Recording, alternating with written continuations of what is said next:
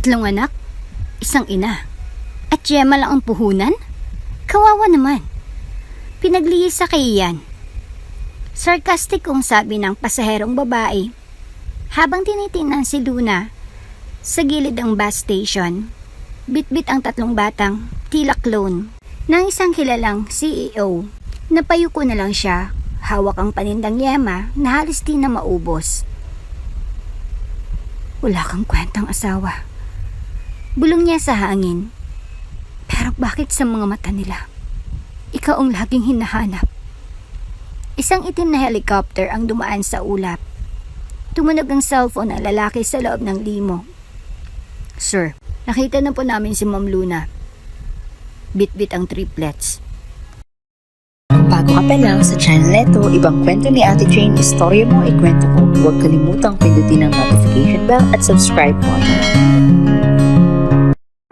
Mainit ang sikat ng araw sa bus station ng San Isidro. Amoy usok, pawis, at mantika ang paligid. Mula sa kalsadang mabuhangin, maririnig ang mga busina ng mga bus at tawanan ng mga vendors. Sa gilid ng terminal, sa lilim ng isang kalawangin at sirang waiting shed, naroon si Luna. Nakaupo sa isang plastic stool. May dalang tray ng yema sa kantungan. Yema po, 5 piso lang. Sigaw niya habang inaalo ang tatlong makukulit na bata sa tabi. Ang triplets, Liam, Lino at Liana, ay tila kopya ng isang kilalang mukha sa business world. Matangos ang ilong, makapal ang kilay, matalim ang tingin, pero sa kanilang mga mata, walang bahid yabang. Puro inosenteng katanungan at pagkamangha sa mundo. Nanay, gutom na po ako. Reklamo ni Liam habang hinahawakan ng tiyan. Wala pa tayong benta, anak. Hintayin mo si Kuya Totoy. Baka bigyan ka ulit ng pandesal. Sagot ni Luna habang pilit ang ngiti. Lumapit ang isang matandang babae, tila pasahero. Magkano sa isang piraso? 5 piso po, nanay. Masiglang sagot ni Luna. Baka lasang asukal lang yan. Sige, isa lang. Bulalas nito habang nag-aabot ng baryang kinakalawang. Salamat po. Sabay ko ni Luna. Pagkatapos ng ilang minuto, isang babaeng social climber na may malaking shades at hawak na Hermes bag ang lumapit. Tinapunan sila ng mapanlait na tingin. 3 anak, isang ina. At Gemma lang ang puhunan? Kawawa naman. Pinaglihis sa kahiyan. Sarcastic kung sabi nito. Sabay talikod at nilakasan ang tawag sa cellphone. Napayuko si Luna. Nangingilid ang luha. Wala kang kwentang asawa. Bulong niya sa hangin. Pero bakit sa mga mata nila, ikaw ang laking hinahanap? Niyakap niya ang mga anak. Walang ibang iniwan ng lalaking iyon kundi alaala at 3 anak na kopyang-kopya nito. May isang vendor na lumapit. Si Mang Totoy, ang mabait na konduktor na madalas tumutulong sa kanila. Oh, Luna, ito ang pandesal. Alam kong hindi ka pa nanananghalian. Pasensya na. Ito lang muna. Maraming salamat po, Mang Totoy. Hindi ko po ito malilimutan. Mahina niyang sagot. Hinati ni Luna ang 3 pandesal at ibinigay sa bawat anak. Kahit gutom, hindi siya kumain. Basta makita lang niyang may laman ng tiyan ng kanyang mga anak. Sapat na iyon para sa kanya. Napatingin siya sa langit. Isang itim na helicopter ang lumipad sa ulap, mabilis at matikas. Parang panghalimaw yun, Nay! Sigaw ni Lino habang itinuro ang langit. Tumawa si Liana. Pag mayaman tayo, sakay tayo dyan! Napangiti si Luna sa loob ng ilang segundo. Ngunit ang ngiting iyon ay mabilis ding napalitan ng lungkot. Hindi niya alam. Dati na siyang nakasakay sa ganong uri ng sasakyan. Dati siyang May mundo na hindi nila kailanman pinakalang bahagi pala nila. Ngunit sa kabilang panig ng bansa, isang lalaking kakagising lang mula sa kanyang business class na limo. Suot ang itim na coat at relong Swiss na higit sa kalahating milyong piso ang halaga. Tumunog ang kanyang cellphone. Sir. Boses sa ni Jules, ang kanyang matapat na assistant. May nakita po akong babae sa bus terminal na nagtitinda ng yema. Bitbit ang triplets na kamukhang kamukha ninyo. Napatingin sa labas ng bintana ng lalaki. Triplets? Sir, walang duda. Kopyang-kopya ninyo. Napatayo siya. Agad na bumuntong hininga sa loob ng kanyang dibdib. May matagal nang nananahimik, nalungkot, na biglang nagising. Prep the jet. Utos niya sa malamig na tinig. Bring them home. Ngunit sa terminal, walang kaalam-alam si Luna sa paparating na unos. Hawak niya ang tray ng yema, habang sa kabilaan ng kalsada ay may mga mata ng lihim siyang minamatyagan. Na isa sa mga tauhan ni Jules, ang kinukuhanan niya ng litrato mula sa malayo. Sa huling eksena ng araw na iyon, makikitang nakatingin si Luna sa 3 anak na natutulog sa kanyang kandungan. Nilampas na nilang edad na 4, ngunit kahit kailan ay hindi sila nakatikim ng gatas mula sa bote ng yaman. Ang yema lang ang pagmamahal ng isang inang iniwan. Sa ika-45 palapag ng isang glass skyscraper sa Makati, ay matatagpuan ang headquarters ng Cortez Enterprises. Ang isa sa pinakamalaki at pinakapinapantayang tech conglomerate sa Southeast Asia. Sa gitna ng executive floor, sa loob ng opisina na halos puro salamin, naroon ang isang lalaking nakaitim na suit, matikas, seryoso, at walang bahid ng emosyon sa mukha. Siya si Elijah Cortez. Cancel the lunch meeting with the investors. I don't do small talk. Malamig niyang utos habang hindi man lang tumitingin sa kanyang assistant. Yes, sir. Sagot ni Jules, sanay na sa pagiging brosko ng kanyang boss. Elijah Cortez, 32 pa lang, ngunit milyonaryo na bago pa man tumuntong sa edad na 30. Kilala sa pagiging matalino, brutal sa negosasyon at walang pakialam sa mga personal na relasyon. Wala siyang asawa, wala ring anak. Ayon sa mga tabloid, walang seryosong babae sa kanyang buhay dahil hindi raw siya marunong magmahal. Meeting in 10. Sabi ni Joel habang inaayos ang tablet. Skip it. Tugon ni Elijah habang nakatingin sa bintana. Sa labas ay tanawang kabuuan ng syudad. Sa kanyang paningin, lahat ng ito ay sa kanya. Lahat ng gusali, lahat ng negosyo, lahat ng impluwensya, kontrolado niya. Pero sa kanyang mga mata, may bahagyang bakas ng pagod. Isang uri ng kalungkutang hindi maipaliwanag ng yaman. Lumapit si Jules bitbit ang isang envelope. Sir, pinapadala ito ng legal team para raw sa annulment petition ng isang dating kasal nyo na kailanman ay hindi natuloy dahil sa aksidente. Tumigil si Elijah. Kinuha niyang envelope, binuksan, at pinagmasdan ang mga papel. Doon nakasulat ang pangalawang hindi niya binigkas ng matagal na panahon. Luna Ramirez Cortez. Paklang biro ng tadhana. Mahina niyang sabi. Hindi alam ng publiko at ni kahit sinong kasamahan niya sa board na minsan na siyang nagpakasal ng palihim, ng patago at ng buong puso. Si Luna, isang simpleng probinsyanang nakilala niya sa isang scholarship program, mainhin, masayahin at may pusong hindi nabibili. Ngunit ilang buwan lamang matapos silang ikasal, naganap ang isang trahedya. Naaksidente ang sinasakyang kotse ni Luna habang pauwi sa probinsya. Wala raw bangkay na natagpuan pero may nasunog na cellphone, sapatos at ilang personal na gamit. Ang sabi ng kanyang ina, si Doña Mildred Cortez, wala na si Luna. Hindi niya na nakita pa ang asawa. At sa mata ng batas, si Elijah ay muling itinuturing na binata.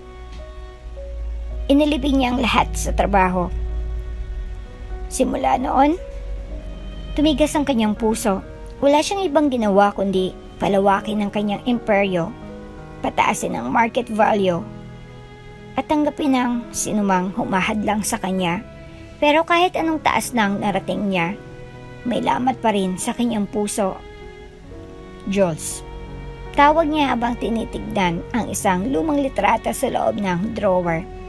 Litrato nila ni Luna, kuha noong honeymoon nila sa Vegan. Yes, sir. Naniwala ka ba noon? Napatay na siya. Tanong niya bigla. Sandaling natahimik si Jules. Ang sabi ng mga investigador, wala na raw pong pag-asa at inutos po ng iyong ina na ipa-terminate ang paghahanap. Tumango si Elijah. Pero bakit sa tuwing tumitingin ako sa salamin, para bang may parte sa akin na hindi naniniwala? Hindi sumagot si Jules. Tahimik siyang lumabas ng opisina at iniwan si Elijah na nakaupo pa rin sa kanyang executive chair. Hawak-hawak ang lumang litrato. Sa gabi, sa isang private lounge ng isang hotel, muling nakita mag-isa si Elijah habang umiinom ng whiskey. Hindi siya kasama ng board, hindi rin siya kasama ng babaeng sinasabing nililigawan niya. Wala, tahimik, malamig. Sa isang sulok ng lounge, may lumapit na babae, isang kilalang modelo. Mr. Cortez, I've been waiting for our dinner. Should I join you now? Ngunit walang reaksyon si Elijah. Tinunggay niyang natitirang alap at malamig na tumugon. I don't dine with people I don't love. Nagulat ang babae. Pinilit ngumiti ngunit halatang napahiya. I thought. You thought wrong. Sabay tayo ni Elijah at tuluyang iniwan ng babae. Pag-akit niya sa suit, dumungaw siya sa bintana. Sa ibaba, tanaw ang mga ilaw ng lungsod. Pero sa kanyang paningin, ito'y parang mga bituin na walang direksyon, walang halagang yaman kung walang makakahawak ng puso mong yelo. At sa gabi ring iyon, hindi niya alam, may 3 batang kamukhang kamukha niya ang natutulog sa gilid ng bus terminal, habang ang nanay nila ay binibilang ang natirang yama sa tray. Sa 2 magkaibang mundo, may isang lihim na unti-unting mabubunyag. At sa tadhana, walang lihim ang maitatago ng habang buhay. Ang tunog ng rolling luggage at announcement ng airline ay nagkalat sa loob ng VIP lounge ng private terminal. Tahimik na nakaupo si Jules, ang assistant ni Elijah, habang pinagmamasdan ng paglapag ng jet ng Cortez Enterprises. Wala sa kanyang hitsurang kahit anong kaba, pero sa loob niya, kumakabog ang puso. Hawak niya ang cellphone. Nanginginig ang daliri habang pinipindot ang number ng kanyang boss. Ilang araw na siya nagpapabalik-balik sa mga probinsya para sa isang confidential mission na iniutos mismo ni Elijah. Hanapin ang kahit anong bakas ng babaeng minsang mahal na mahal ng CEO, si Luna. Pero ang hindi niya inaasahan ay ang simpleng tagpo na kanina lang ay nasaksihan niya. Isang babae sa gilid ng terminal, may tray ng yema, bitbit ang 3 bata. At ang mga batang iyon, halos kopyang-kopya ni Elijah Cortez. Tumunog ang linya, saglit pa'y sumagot ng kabilang dulo. Jules, nasa biyaya ko. Shorten this. Sir. Hingal pa ni Jules. May nakita po akong babae sa bus terminal sa San Isidro. Nagbebenta po siya ng yema. Pero hindi lang yon. Bitbit niya ang triplet, sir. Kamukha nyo. Kamukhang kamukha nyo. Tahimik ang linya Sir, nandyan po kayo? May kaluskos sa kabilang linya. Parang biglang naupo ang lalaki. Triplets? Malamig pero nanginginig ang boses ni Elijah. Opo sir, 3 bata. Parehong pareho sa inyo. Ang itsura nila, parang mini version nyo. At sir, yung babae, hindi man ako sigurado agad. Pero sa dami ng litrato ni Ma'am Luna na nakita ko noon sa office nyo, malaki ang posibilidad na siya yon. Muling natahimik si Elijah sa linya. Hindi siya makagalaw. Nakatitig lang siya sa isang walang laman na wine glass sa kanyang harapan. Ang pangalan ni Luna, ang triplets. At ang posibilidad, lahat iyon ay parang kulog sa tahimik niyang mundo. Hindi pwedeng siya yun. Patay na siya. Mahina niyang sabi, halos bulong. Sir, buhay siya. Sagot ni Jules, puno ng paninindigan. At base sa mga nakita ko, matagal na siyang namumuhay sa terminal. Hindi siya kilala ng kahit sino bilang asawa niyo. Pero yung mga bata, sir, tumingin lang kayo sa litrato. Naputol si Jules nang magsalita si Elijah. Sa mababang ngunit matigas na tinig. Prep the jet. Bring them home. Nagulat si Jules sa bilis ng utos. Yes, sir. I'll coordinate with the ground team now. Send me live footage. I want eyes on them. 24/7 until I arrive.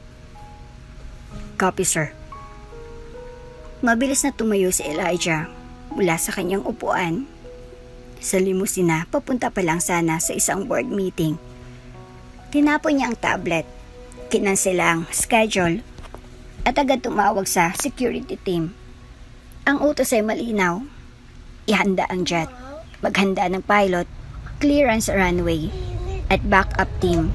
Ang target, isang ina at 3 bata sa terminal. Sa kabilang panig, si Luna'y tahimik na pinapasuso ang isa sa triplets gamit ang bote ng tubig na nilagyan niya ng gatas. Pulbos na halos wala ng lasa. Pinagpapawisan siya pero pinilit pa ring ngumiti habang pinapanood ang 2 anak na naglalaro ng tansan sa gilid ng kariton. Nanay, ang saya ng tansan! Sigaw ni Lino. Bukas, may bago tayong laruan. Promise. Pangako ni Luna kahit hindi niya alam kung saan kukuha ng pambili. Hindi niya alam. Ilang metro lang mula sa kanya ay may mga mata nang nakatingin. Isang lalaki na may shades at hawak ng mini drone cam ang kumukuha ng footage ng kanyang ginagawa. Lahat ng kilos niya mula sa paghagod sa likod ng anak hanggang sa tahimik na pagbulong ng dasal habang inaayos ang yema ay na-record. Ang footage ay agad na pinasa kay Jules at si Jules agad na ipinadala ang clip kay Elijah. Sa loob ng jet, habang hinihintay ang pag-take off, binuksan ni Elijah ang video. Ang unang frame, si Luna, nakaupo. Yakap ang 3 batang kamukhang kamukha niya. Ang mga mata ng bata ay parang salamin ng sarili niyang mga mata. Tumulang whiskey mula sa hawak niyang baso. Nanginginig ang kamay ni Elijah habang pinipindot ang pause sa video. Luna. Bulong niya. Hindi pa rin siya makapaniwala. Ilang taon siyang naniniwala na patay na ito. Ilang taon siyang bumangon sa ideyang wala na ito sa mundo. Pero ito, sa isang maruming terminal, buhay humihinga. At may dala pang 3 ebidensyang hindi siya kailanman inabandona. Hindi na ito ordinaryong misyon. Ito ay pagbawi. Bago ang karito ng Yema at buhay sa terminal, si Luna Ramirez ay isang matalinong estudyante probinsyana na nabigyan ng scholarship sa lungsod. Anak siya ng isang labandera at isang karpintero sa bayan ng Silang, Cavite. Hindi marangi ang buhay nila, pero masipag at puno ng pangarap si Luna. Isa siya sa mga napiling scholar ng Curtis Foundation. At dito nagsimulang hindi inaasahang yugto ng kanyang buhay. Siya po si Luna Ramirez, top scholar from Silang. Pagpapakilala ng head ng foundation habang iniharap siya kay Elijah Cortez, batang CEO ng Cortez Enterprises. Ang unang tingin ni Elijah kay Luna ay may halong paghanga. Hindi man sosyal sa pananamit, may kakaibang ningning sa mga mata ng dalaga, matatag, totoo, at hindi natitinag. Ilang beses silang nagkasalubong sa campus sa mga susunod na linggo. Pero isang gabi, matapos ang event ng foundation, naglakas loob si Elijah. Gusto mo bang kumain sa labas? Bilang pasasalamat ko sa dedikasyon mo. Napatingin si Luna. Sigurado po kayo? Ako po yung scholar lang. Scholar na hindi lang matalino, kundi may dignidad. Gusto kong makilala ka, Luna. At doon nagsimula ang kanilang lihim na pagkakaibigan na nauwi sa pag-iibigan. Makalipas ang isang taon, sa isang simpleng seremonyas sa kapilya ng Tagaytay, ikinasal sila. Walang press, walang engranding selebrasyon. Si Lunang may hawak ng kanyang bouquet na siya mismo ang pumitas. Ngunit sa puso niya, siyang pinakamasayang babae sa mundo. Lumapit sila sa isang bahay sa Batangas para manirahan ng tahimik, malayo sa media. Doon nila inumpisan ang buhay ng mag-asawa. Si Elijah, kahit abala sa negosyo, umuwi tuwing weekend. Si Luna naman ay nagluto, nagtanim ng mga bulaklak, at unti-unting sinimulang pangarapin ng magkaroon ng pamilya. Ngunit hindi naging madali ang lahat. Hindi mo siya pwedeng pakasalan. Galit na boses ni Doña Mildred Cortez, ang ina ni Elijah, ang unang nagbanta sa katahimikan nila. Too late, ma. Kinasal na kami. May hinahong sagot ni Elijah. Anong malay mo kung kinagamit ka lang yan? Mas kilala ko si Luna kaysa sa pagkakilala mo sa sarili mo. Simula noon, nag-umpisa ang tensyon. Hindi na nagpakita sa kanila ang Donya. Naging malamig ang kumpanya sa pangalan ni Luna. Ngunit kahit ganon, pinili pa rin nilang ituloy ang buhay. Hanggang isang araw, dumating isang trahedya. Pauwi na si Luna galing bayan. Sakay ng kotse na ipinahiram ni Elijah. May dala siyang rekado para sa paboritong ulam ng asawa. Kare-kare. Birthday sana ni Elijah kinabukasan. At plano niyang surpresahin ito. Habang binabaybay ang kalsada, isang itim na pick-up ang biglang sumulpot at binangga ang gilid ng kotse. Nawala ito sa kontrol. Tumilapon pababa ng bangin. At nabalot ang usok ang paligid. Pagdilat ni Luna, nasa loob na siya ng isang health center sa malayong barangay. Nasaan ako? Mahinang tanong niya. Kalma ka lang, iha. Ilang araw ka nang walang malay. May tumulong sa'yo at iniwan ka dito. Anong pangalan ko? Tahimik ang lahat. Ni sarili niyang pangalan. Hindi niya maalala. Doon nagsimula ang matagal na pakikipaglaban ni Luna sa pagkawala ng kanyang alaala. Wala siyang ID, walang papel, walang makontak. Inilista siya ng barangay health worker bilang Luna dahil natagpuan siya sa ilalim ng kabilugan ng buwan. Walang nakakaalam na siyang asawa ni Elijah Cortez. At siya mismo, hindi rin alam kung sino siya. Sa loob ng ilang linggo, nagsimula siyang manirahan sa tabing palengke. Pinag-isa ang sarili gamit ang mga simpleng gawaing bahay. Naglalaba, naglalako. Nagsimulang gumawa ng yema gamit ang recipe ng matandang vendor sa tapat ng terminal. Nakalipas ang ilang buwan, napansin niyang lumalaki ang tiyan niya. Nabuntis pala siya bago ang aksidente. At sa gitna ng pagkalito at pagkalimot, dumating ang 3 sanggol, 3 buhay na hindi niya matandaan kung kanino nang galing. Ngunit buong puso niyang minahal. Mula noon, naging misyon ni Luna na itaguyod ang mga anak. Hindi niya inalam ang nakaraan dahil sa bawat araw na wala siyang maalala. Mas pinipili niyang tumutok sa kinabukasan ng kanyang mga anak. Sa bawat pagtutulak ng kariton ng yema, sa bawat barya na kinikita niya, sa bawat patak ng ulan na tumatama sa bubong ng barong-barong nilang inuupahan. Nananalig siya sa isang bagay na balang araw makikilala niya kung sino siya at makikilala niya kung saan siya talaga nabibilang.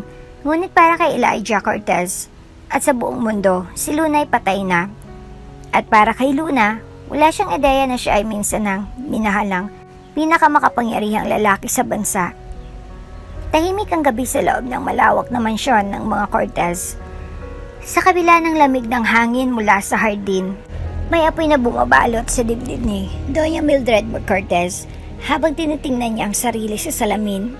Nakaayos ang buhok, perlas sa leeg, at hawak ang isang basong kristal na may mamahaling alak. Sa panlabas, isa siyang imahe ng formalidad at kapangyarihan. Ngunit sa loob-loob niya, may isa siyang kinamumuhian hanggang ngayon. Si Luna, ang babaeng sinumpa niya, hindi kailanman magiging bahagi ng pamilya nila. 5 taon ang nakararaan. Hindi mo siya pwedeng pakasalan, Elijah. Sigaw ni Doña Mildred habang pinupukpok ang mesa ng dining room. Ma, kasal na kami ni Luna. Mariing sagot ni Elijah. Kung hindi mo siya matanggap, wala na akong magagawa. Walang dugong mayaman, walang pangalan, at pinagmulan. Pahiya tayo sa buong lipunan. Hindi ko kailangan ng sosyal na asawa. Kailangan ko ng taong totoo. At si Luna yun. Matapos ang matinding pagtatalo, umalis si Elijah sa mansyon. Doon siya ninirahan kasama si Luna sa Batangas. Malayo sa mata ng media at anino ng ina niyang kontrolado ang lahat. Ngunit si Doña Mildred ay hindi papayag na mawalan ng kapangyarihan. Nang malaman niyang lumabas si Luna upang mamili ng mga sangkap para sa sorpresa sa birthday ni Elijah, agad siyang kumilos. Tumawag siya sa tauhan niyang si Roden. Roden, pauwi na si Luna mula bayan. May dala siyang pinamili.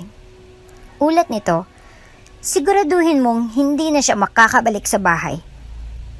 Malamig na sagot ng Donya. Ngayon na. Opo, ma'am. Habang pauwi si Luna, isang itim na pick-up ang biglang humarurot mula sa gilid ng kalsada at binangga ang sinasakyan niyang kotse.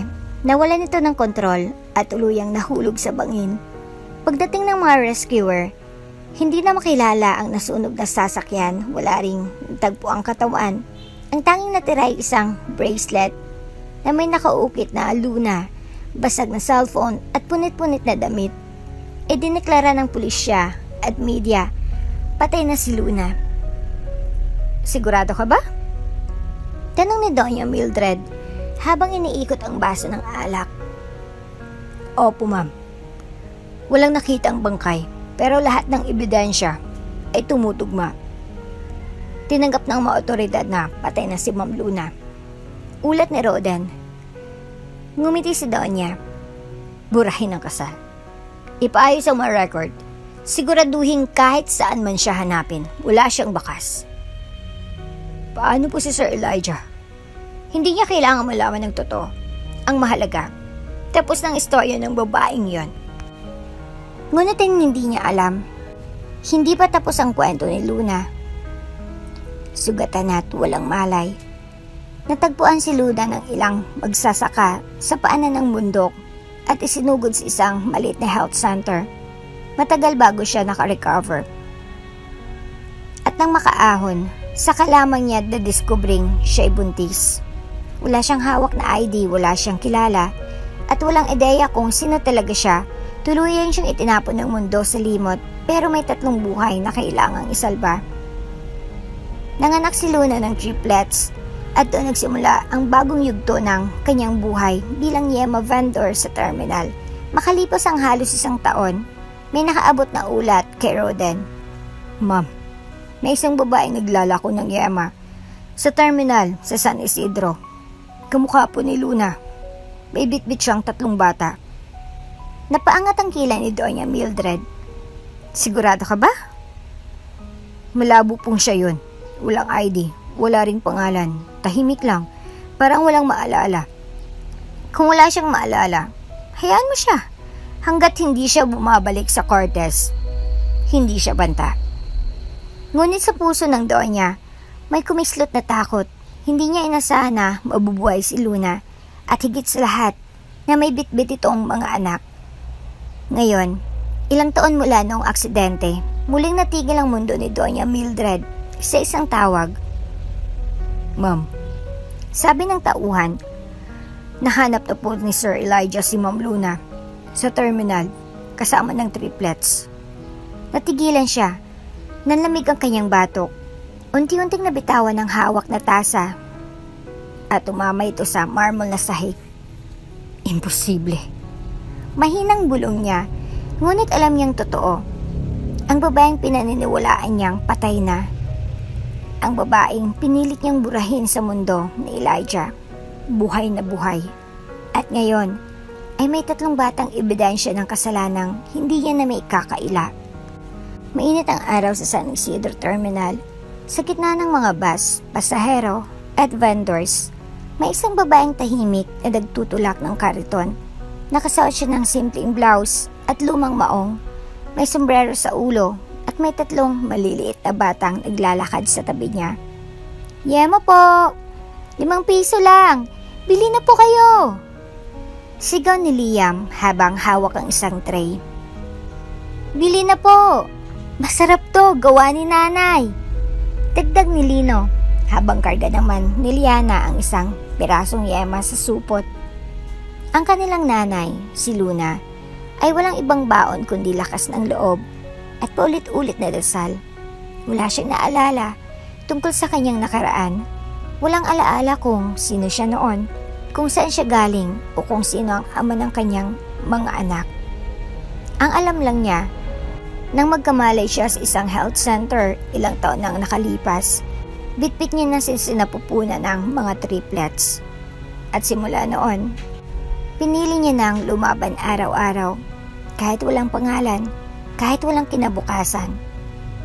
Minsang narinig niya ang isang vendor na nagtatawa sa tabi. Baka yan ang galing sa party na buntis na iwan. Tapos ngayon, palimos ng buhay. 3 anak, pero isa, walang amang kasama? Marangi yumuko si Luna. Hindi siya sumagot. Hindi siya tumingin. Sanay na siya sa ganitong mga salita. Sa loob ng halos 5 taon, ganyan ang buhay niya sa terminal. Pero tuwing tinitingnan niya ang 3 bata na masayang tumatakbo sa gilid ng terminal, doon siya kumukuha ng lakas. Hindi niya alam kung kanino sila nagmana, pero isang bagay ang malinaw. Sa kabila ng pagkawala ng kanyang alaala, ramdam niyang koneksyon sa mga batang ito. Para bang silang nagsisilbing tanikala na sa isang mundong hindi niya maalala. Luna! Tawag ni Mang Totoy, isang matandang konduktor na palaging bumibili ng yema. Nandito na po ako, Mang Totoy. Mabilis na sagot ni Luna. Sabay abot ng 3 piraso ng yema. Ito, 20. Tabi mo ng sukli, ha? Salamat po talaga. Kayo lang po ang hindi nagtanong kung bakit wala akong alaala. Ngumiti sa Mang Totoy. Hindi ko kailangang malaman ang nakaraan mo. Ang mahalaga, nakikita kong mabuting ina ka sa mga anak mo. Muntik nang mapaiyak si Luna, pero pinigilan niya. Ang totoo, si Mang Totoy ang kauna-unahang taong tumulong sa kanya nang una siyang makita sa terminal. Pitpit ang mga sanggol, walang ID, walang pangalan, walang tirahan. Siyang tumulong sa kanilang makahanap ng silid paupahan sa likod ng terminal. Ang silid ay maliit. Isang lumang kwarto na may sira ang kisame. May manipis na kutson at walang bentilador. Minsan ay kailangan pa nilang magtiis sa init at lamok. Pero doon natutong tumawa ang triplets. Doon sila unang natutong magsalita. Doon natutong maging ina si Luna kahit hindi niya maalala kung paano ba siya naging isa. Araw-araw, gigising siya ng 3:00 ng madaling araw para magluto ng yema gamit ang lumang kalan, timpla ng gatas, asukal at pag-asa. Iyon ang tanging paraan para makakain sila bago matulog. Kapag minsang walang benta, binibigay niya lahat ng natirang pagkain sa mga anak at tubig na lang ang kanya. Busog na ako. Pagsisinungaling niya habang pinapanood ang mga anak na kumakain. Nanay, bakit po pare-pareho kami ng mukha? Tanong minsan ni Lino. Nagulat si Luna, pero ngumiti siya. Dahil magkakapitid kayo at mahal na mahal ko kayo. Nasaan po ang tatay? Tanong naman ni Liana. Sandaling natahimik si Luna. Tumingin siya sa malayo. Hindi ko alam anak, pasensya na. Hindi ko alam. Sagot niya habang bahagyang namumuang luha sa mata. At sa puso niya, muling umalingaw-ngaw ang tanong na walang sagot.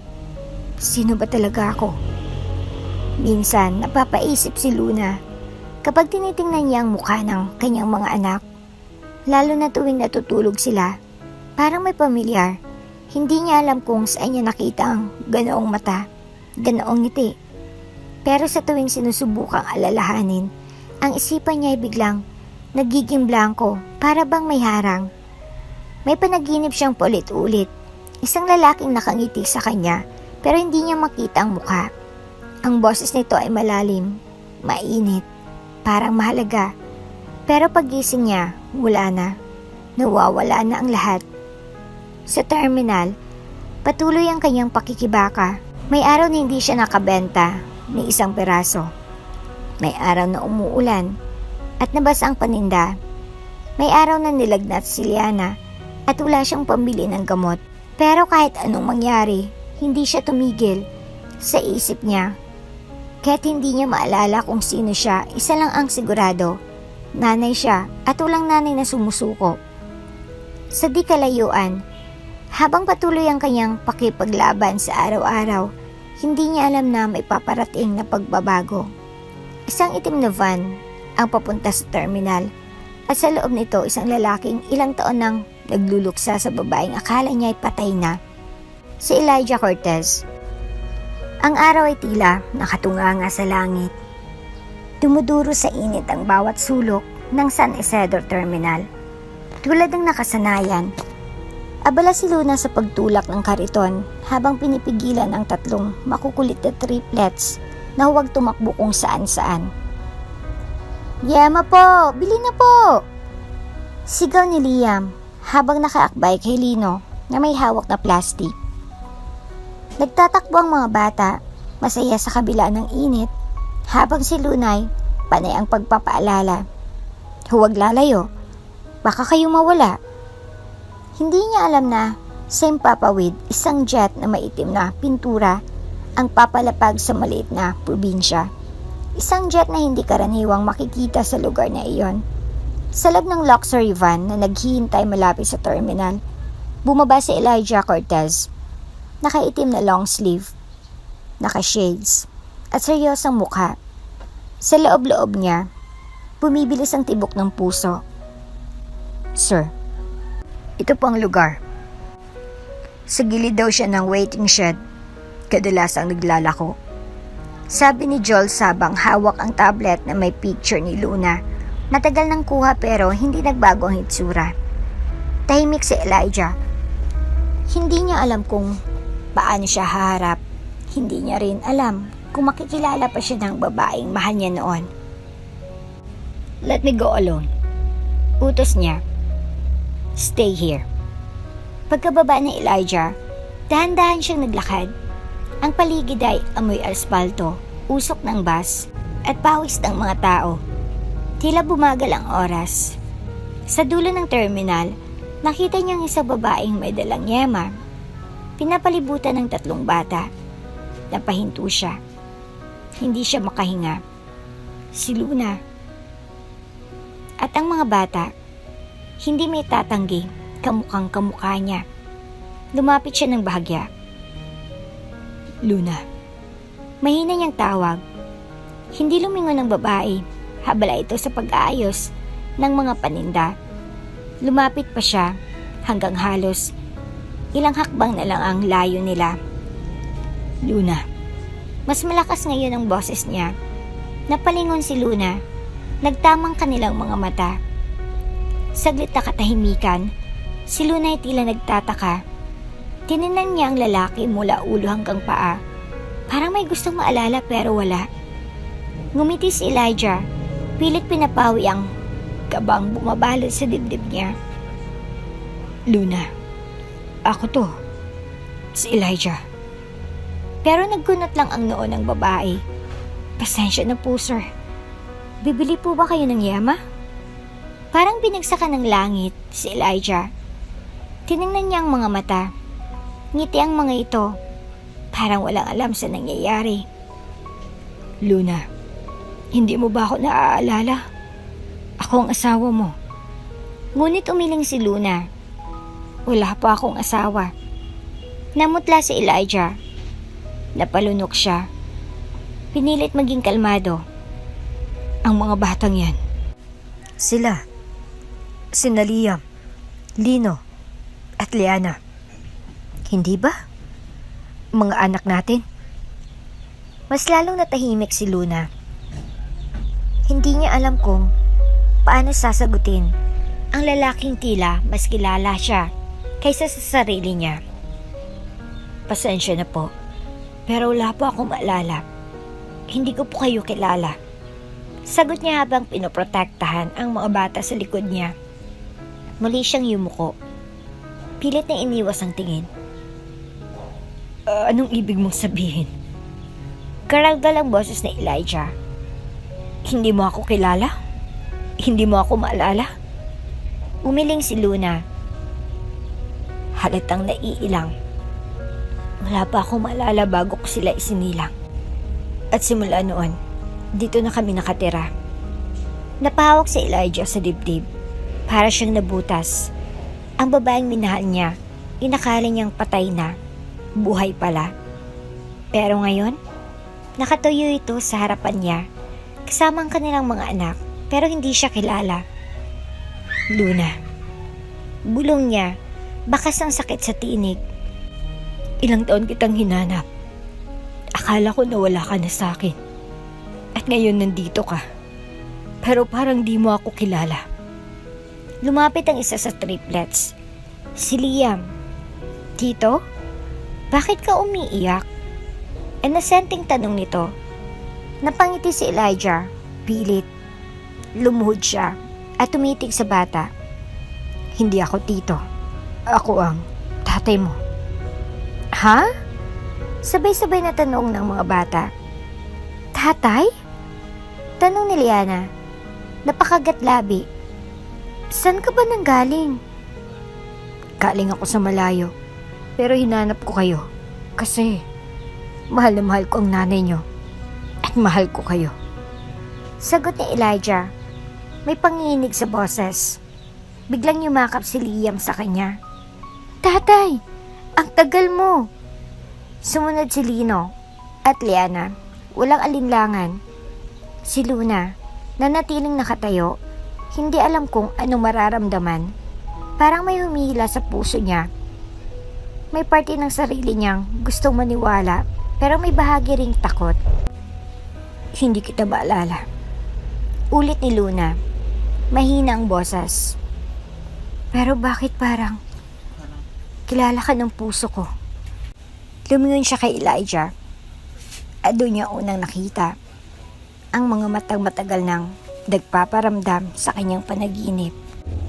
Gusto ko lang malaman. Totoo bang sinasabi mo? Tumango si Elijah. Oo. Kahit hindi mo ako maalala, handa akong patunayan yon. Huwag kang matakot. Tahimik na tumungo si Luna, pero ramdam ang tensyon. Hindi pa rin malinaw sa isip niya ang lahat. Ngunit sa mga mata ng lalaki, may kirot at pagmamahal na tila hindi kayang pekein. Hindi kita maalala. Ulit ni Luna, habang yakap ang tatlong anak. Sa likod niya, ang kariton ng Yema ay tahimik na nakatigil, parang saksi sa isang sandaling hindi inaasahan. Tahimik si Elijah, nakatayo sa harap nila. Ang dami niyang gustong sabihin, pero paano mo nga ba ipapaalala ang nakaraan sa isang taong nakalimot? Okay lang. Sagot niya, pilit ang ngiti. Kahit hindi mo pa ako maalala ngayon, hindi ako aalis. Nandito lang ako. Napayo ko si Luna. Ramdam niyang bigat sa dibdib. Hindi niya maintindihan kung bakit parang kilala niya ang mga mata ni Elijah. Yung titig nito, may kirot, may pag-aalala, may pagmamahal. Pero ang utak niya, blanco. Kinagabihan, sa terminal pa rin sila. Hindi pa rin siya pumayag sumama kay Elijah kahit ilang ulit siyang pinakiusapan nito. Hindi ko kayo kilala at hindi ko kayang sumama sa inyo, lalo na't may mga anak akong inaalagaan. Sabi niya, Luna, gusto ko lang kayong dalhin sa mas ligtas na lugar. Sa bahay, may kwarto para sa mga bata, may pagkain, mainit na tubig para sa paligo. Hindi kayo kailangang magbenta sa init o sa ulan. Pakiusap ni Elijah, nagmamakaawa ang boses. Napatingin si Luna sa mga bata. Kakatulog lang ng mga ito. Magkakatabing nakahiga sa isang sirang karton. Hindi ko kayo kilala. Mahinang ulit niya, pero salamat. Sa van, si Elijah tila namamanhid. Tinakpan niya ng palad ang mga mata. Bakit ngayon pa? Kung kailan nakita ko na siya. Kung kailan buo na dapat ang pamilya ko. Saka naman siya nagkaganyan. Tahimik lang si Jules. Pero ang tingin nito sa ama ay puno ng awa. Sir, baka po kailangan lang ng oras. Aksidente po ang sanhi niyan. Minsan po bumabalik din ang alaala. Pero paano kung hindi? Bulong ni Elijah. Paano kung habang buhay na siyang may lamat sa isipan niya? Pero may puso pa rin siya, sir. Sagot ni Jules. At yan ang hindi kayang nakaawi ng kahit anong aksidente. Kinabukasan, nagbalik si Elijah sa terminal. May dala siyang pagkain, bagong damit para sa mga bata, at tubig. Hindi niya pinilit si Luna. Tahimik lang niyang pinapanood ang mga anak habang kumakain ng hotdog at tinapay. Hindi ko alam kung paano mo kami nahanap. Sabi ni Luna habang nagbabalot ng yema. Pero salamat sa tulong. Hindi ko to nakakasanayan. Hindi ako narito para i-pressure ka. Narito ako para malagaan kayo. Kahit hindi mo pa ako maalala, tatay pa rin ako ng mga bata. Tugon ni Elijah. Napatingin si Luna sa kanya. Pilit niyang iniisip kung may puwang ba talaga si Elijah sa kanyang nakaraan. Habang nililinis ni Luna ang kariton, kinagabihan, lumapit si Liana. Nay, si Tito Elijah po, bakit po parang malungkot siya? Hindi ko alam, anak. Sagot ni Luna. Pero tinignan niya ang lalaki sa di kalayuan. Nakaupo ito sa upuan ng terminal. Titig sa buwan. Parang gusto po niyang umiyak. Dagdag ni Liam. Parang kilala natin siya dati, Nay. Sabat ni Lino. Yung boses niya po, parang naririnig ko sa panaginip ko. Napatingin si Luna sa mga anak. Gusto niyang sabihin, imposible yon. Pero bakit nga ba parang may kakabit ang bawat salita ng lalaki sa loob ng kanyang dibdib? Minsan sa gabi, na naginip si Luna. May chapel, may mga bulaklak. Siya ay nakabelo, sa harap niya si Elijah. Umiiyak habang sinusuot ang singsing sa daliri niya. Napaangat siya ng bangon, pawisan, nanginginig. Naglakad siya palabas ng terminal. Sa gilid, nandoon si Elijah. Natutulog sa loob ng van, bukas ang ilaw. Kumatok siya. Agad itong bumangon. Luna, anong nangyari? Nanaginip ako. Sabi niya, parang may kasal. Parang ikaw yung groom. Tumigil si Elijah. Totoo yun. Ha? Ikaw ang asawa ko, Luna. Ikinasal tayo bago ka nawala. Hindi ko alam kung paano kita muling mahanap hanggang sa nakita kita dito. Napalunok si Luna. Tila bumilis ang tibok ng puso niya. Hindi dahil sa kabalang, kundi dahil may parte ng sarili niyang gustong umiyak dahil parang may nawalang mahalaga. Hindi ko pa rin maalala. Sabi niya, garal-gal ang tinig. Pero hindi ko alam kung bakit. Sa bawat titig mo, parang may humihila sa akin. Siguro ang puso mo. Naalala pa ako. Sagot ni Elijah, malungkot ang ngiti. Kinabukasan, bumalik ang jet. Handa na sanang lahat. Ngunit nang tanungin siya ni Elijah, maray ng sagot ni Luna. Hindi pa ako handa. Naiintindihan nito ni Elijah. Okay lang. Hindi kita pipilitin. Basta kahit kailan, nandito lang ako. At sa mga bata, bilang ama nila, hindi ako aalis. Nakahanda na po ang sasakyan, sir. May security na rin po ang nakaabang sa paligid. Ulat ni Joel sa abang dahan-dahang lumapit si Elijah sa may gilid ng terminal. Tahimik si Elijah mula sa loob ng SUV. Tanaw niyang simpleng bangketa kung saan nakaupo si Luna. Pinapaligiran ng 3 bata na abala sa paglalagay ng yema sa malilit na plastic. Hindi niya mapigilan ng sakit sa dibdib. Ang asawang minahal niya ng buong buo. Ngayon ay hindi siya matandaan. Sir? Tanong muli ni Jules. Tumango si Elijah pero mabigat. Dalhin sila. Dahan-dahan ninyo. Ayoko matakot siya. Ilang minuto pa. Lumapit ang grupo ng staff ni Elijah. Maayos ang kilos. Walang armas na nakalitaw. Puro formal at may dalang van na may tinted windows. Ma'am, kami po ay mula sa Cortez Foundation. Sabay abot ng isang papel ni Jules. May medical assistance po na inihandang para sa inyo at sa mga bata. Libre po, may kasama ring matutuluyan. Napakunot noo si Luna. Cortez? Tanong niya. Sabay lingon sa lalaki sa di kalayuan. Nakita niya si Elijah nakatayo lang. Hindi lumalapit pero tila nanonood ang bawat galaw. Hindi ko po kailangan ng tulong. Sanay na po kami dito. Sabi ni Luna, nilalagay ang natapos na mga yema sa maliit na kahon. Ma'am, wala pong masama sa tumanggap ng tulong. Lalo na kung para sa kapakanan ng mga bata. Pilit ni Jules, ngunit may paggalang pa rin. Hindi ko kayo kilala at hindi ko siya kilala. Sabay turo niya kay Elijah. Nagpakita lang siya bigla. Sinasabi niya na siya raw ang ama ng mga anak ko. Pero paano kung hindi? Paano kung isa lang siyang mayaman na gusto kaming angkinin dahil naawa siya? Napuno ng tensyon ang paligid.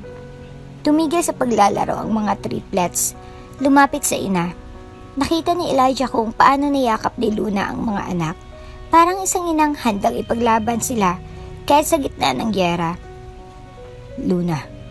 Mahinang tawag ni Elijah. Napalingon siya pero hindi siya lumapit. Hindi ko sinasadyang guluhin ang buhay mo. Ang gusto ko lang ay ang mapanatili kang ligtas. Ang mga bata, anak ko sila. Kahit hindi mo pa matandaan, narito ako para sa inyo. Naglakad si Elijah papalapit sa kanila. Lumapit din si Jules. At ang staff ngunit tinapik sila ni Elijah para umatras. Hindi kita kilala. Mariing sabi ni Luna. At ngayon ay nanginginig ng boses. Hindi kita maalala. Hindi ko alam kung totoong sinasabi mo. Lahat ito, sobra pa sa akin. Alam ko. Sagot ni Elijah. Alam kong hindi madali. Pero kung mananatili kayo dito. Baka mas mapahamak pa kayo. Delikado dito sa gabi. Walang maayos na pagkain. Walang gamot kapag nagkasakit sila. Mas delikadong sumama sa di ko kilala. Balik ni Luna. Paano kung hindi ka totoo? Paano kung may balak ka? Napatigil si Elijah. Tumango siya. Bagaman halatang nasasaktan. Pwede ba akong bigyan ng kahit kaunting tiwala? Para lang sa mga bata. Isang araw lang. Sumama kayo sa guest house. Isang gabi lang. Kapag ayaw niyo kinabukasan, hindi ko kayo pipilitin. Nanay? Mahinang tawag ni Lino. Isa sa triplets. Gusto ko lang pumatulog sa kama. Yung may unan. Dagdag ni Liam. May aircon daw po sabi ni Tito Elijah. Sabat ni Liana. Napahawak sa dibdib si Luna. Parang pinupunit ang puso niya. Gusto niyang sabihin, hindi pwedeng basta-basta sumama. Pero paano mo nga ba tatanggihan ang sarili mong anak kung ang hinihiling lang nila ay konting ginhawa? Kinagat ni Luna ang labi. Tumango siya ng bahagya. Isang gabi lang. Aniya, hindi ko ibig sabihin na naniniwala na ako. Pero para sa mga anak ko, susubok ako. Agad namang pinakilos ni Elijah ang kanyang team. Maingat na isinakay ang mga gamit ni Luna kasama ng kariton na siniksik sa likod ng van na tila isang kayamanang hindi pwedeng iwan. Sa loob ng sasakyan, tahimik si Luna habang niyayakap ang mga bata. Si Elijah ay nakaupo sa tapat nila. Hindi siya makatingin ng diretso sa asawa. Hindi niya alam kung ano bang maramdaman. Takot? Kaba? Pagkalito? Salamat. Bulong ni Elijah. Hindi pa ito tapos. Sagot ni Luna, diretso ang tingin sa bintana. Hindi pa rin kita kilala.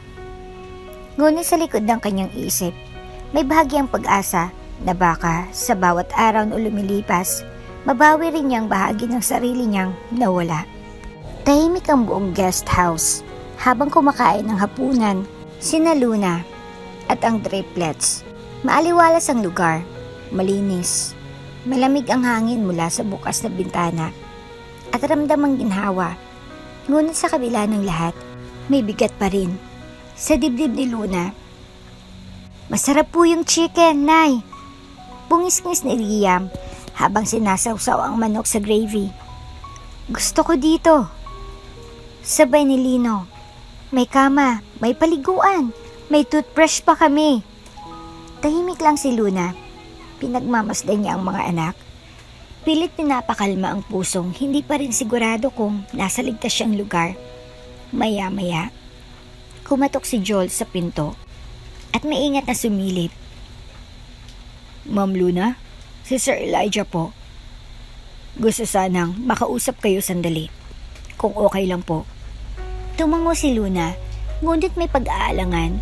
Sumunod siya sa sala kung saan naghihintay si Elijah. Nakaupo, halatang pagod, ngunit seryoso ang mukha. May gusto lang sana kaming ipanukala. Bunga ni Jules, para po sa kapakanan ng lahat, lalo na ng mga bata. Tumango si Elijah at saka tumayo. DNA test. Iyon lang ang makakapagpatunay kung ako nga talagang ama ng mga anak mo. Napakurap si Luna. DNA test? Ulit niya. Oo, alam kong hindi mo ako maaalala at ayokong pilitin kang maniwala. Pero kung gusto mo ng prueba, ito lang ang pinaka-prangkang paraan. Paliwanag ni Elijah. Sandaling natahimik si Luna, bahagyang kinabahan. Hindi siya pamilyar sa mga proseso o legalidad na ganyan, pero malinaw ang punto. Kung totoo ang sinasabi ng lalaking ito na siyang ama ng mga anak niya, gusto niyang marinig mismo ang katotohanan. Hindi haka-haka, hindi alaala. Paano ang proseso? Tanong niya. Ako nang bahala. May private clinic akong pinapapunta bukas ng maaga. Kailangan lang natin ng kaunting sample mula sa akin at sa 3 bata. Paliwanag ni Elijah. May sakit ba yon? Tanong ni Liana na sumulpot mula sa pinto. Bakit kailangan kami tusukin? Napatawa ng bahagya si Luna. Hindi anak, parang laway lang yata yan. Sagot niya, sabay lingon kay Elijah para sa kumpirmasyon. Tama ka. Tango ni Elijah, swab lang yan, wala namang masakit. Kinabukasan, maagang dumating ang mobile clinic. Sa may grahe ng guest house, isang team ng medical professionals na may dalang equipment. Lahat ay maayos ang kilos at may ngiti sa labi upang hindi matakot ang mga bata. Si Lino, Liam at Liana ay sumunod ng masaya. Iniisip pa parang laro lang ang proseso. Parang brush lang ng dila pala to. Tili ni Liam habang kinukuhanan siya ng sample. Tahimik lang si Luna, nakaupo sa gilid habang pinagmamasdan ang bawat galaw ng medical team. Nakaramdam siya ng kaba. Hindi para sa proseso kundi para sa resulta. Paano kung totoo nga? Paano kung itong lalaki na ito ang ama ng mga anak niya? Pero hindi niya pa rin maalala. Nang matapos ang test, tilapitan siya ni Elijah. Lalabas ang resulta sa loob ng 2 o 3 araw. Aniya, habang hinintay, sana manatili kayo rito. Tiningnan siya ni Luna. Di alam kung anong isasagot. Wala ko intensyong kontrolin ka, Luna. Gusto ko lang malaman mo na kung anong totoo at kung sakaling totoo nga na anak ko ang mga bata. Ayoko nang mawala pa ulit kayo. Hindi sumagot si Luna. Tumango lang siya at saka muling lumapit sa mga anak. Habang lumalalim ang gabi, pinagmamasdan ni Luna ang mga triplets habang natutulog. Tahimik ang silid, ngunit gising ang kanyang isipan. Ang dami niyang tanong. Bakit siya iniwan? Saan nanggaling ang lahat ng takot niya? Bakit kahit walang alaala ay tila may bahagi sa puso niyang kumakapit sa pangalang Elijah? Bumalik sa isip niyang tanong ng isang doktor noong siya nagkamalay sa ospital taon nang nakalilipas. Ano pong pangalan niyo? At ang sagot niya, hindi ko po alam. Ngayon, ilang taon nang lumipas, hindi pa rin niya mabuo ang sarili niyang pagkatao. Pero ngayon, narito siya sa isang guest house na ang laki ay parang hotel, kasamang mga anak at isang lalaking sinasabi ng puso niya na pamilyar kahit walang alaala. Biglang tumunog ang pinto. Tumayo siya at sumilip. Si Elijah, may dalang gatas at tinapay. Baka gutom ka pa. Aniya, may ngiti. Salamat. Mahinang sagot ni Luna. Alam kong mahirap. Dagdag ni Elijah. Pero kahit ano pang maging resulta ng test, hindi ako lalayo. Nagtagpo ang mga mata nila. Sandali lang. Isang saglit na para bang may alo na dumaang muli sa puso ni Luna. At dahan-dahang, hindi man sigurado, ay naramdaman niyang baka totoo nga. Tahimik ang umaga sa guest house. Nakatanaw si Luna sa bintana. Hawak ang tasa ng tsaa habang pinagmamasdan ang mga anak na masayang naglalaro sa damuhan ng malawak na hardin. Halos hindi siya makapaniwala na ito ang mundo nila ngayon. Mula sa terminal ng bus, ngayon ay malaparaisong bakuran ang kanilang nilalaruan. Sa kabilang bahagi ng estate, abalang-abala si Elijah sa loob ng kanyang opisina. Jules, siguraduhin mong darating ang mamayang hapon ang bagong set ng laruan na pina-order ko para sa kambal. Bili ni Elijah habang nilalagdaan ng ilang papeles. Opo sir, nakaschedule na rin po ang interview ng mga yaya at tutors na personal mong pinili. Tumango si Elijah. Kailangan nila ng komportabling buhay. Hindi sapat na ibalik ko sila sa piling ko. Kailangan kong iparamdam sa kanila na mahalaga sila. Maya-maya pa ay dumating ang interior designer. Mr. Cortez, nais po sana naming finalize ang disenyo ng playroom para sa triplets. Elijah na lang. Sagot niya sabay ngiti. At siguraduhin yung may kanya-kanyang corner ang bawat isa. Si Lino mahilig sa trend. Si Liana mahilig sa coloring books. Si Lia mahilig sa mga puzzles. Ayoko ng generic. Gusto ko personalized para sa kanila. Napangiti ang designer. Noted po, Elijah. Habang lahat ay abala sa paghahanda, sa guest house ay napansin ni Luna ang ilang staff na nag-aayos sa paligid. Para saan po yung mga decorations? Tanong niya sa isang housekeeper. Ma'am, utos po yan ni Sir Elijah para raw po sa mga bata. Nagulat si Luna. Ang dami naman. Para sa isang fiesta. Ganun po talaga si Sir. Mula nung dumating kayo, araw-araw siyang may pinapagawa, lahat para po sa inyo. Napatigil si Luna. Hindi man niya maalalang nakaraan nila ni Elijah, may bahagi ng puso niya ang tila na antig sa ginagawa nito. Sa tanghalian, sabay-sabay silang kumain ng triplets. Sumabay si Elijah at sa bawat kwentuhan ng mga bata, tahimik siyang nakikinig at ngumiti. Papa Elijah, pwede po ba kaming magbike? Tanong ni Liam. May parating na bike bukas. 4 yon. Isa para sa'yo, isa kay Lino, isa kay Liana, at isa kay Nanay Luna. Natawa si Luna. Ako? Marunong pa ba akong magbike? Kung hindi mo maalala, tuturuan ka naming muli. Sabay-sabay na sabi ng mga bata. Tumawa silang lahat. Sa sandaling iyon, may katahimikan at aliwalas na parang matagal ng pamilya ang buong nilang paligid. Habang tulog ang mga bata sa hapon, dumaan si Elijah sa guest house. Nakita niya si Luna na naglalaban ng mga damit. Bakit ikaw gumagawa niyan? Tanong niya. Kasi nasanay ako. Di ba sabi ko naman sa'yo, hindi ako sanay sa mga may katulong. I know. Pero gusto kong maramdaman yung ligtas na kayo. Komportable. Hindi na kayo kailangang magsakripisyo. Salamat. Mahina niyang tugon. Luna. Tinig ni Elijah ay seryoso. Ngunit may lambing. Alam kong hindi mo pa rin ako natatandaan at ayokong pilitin.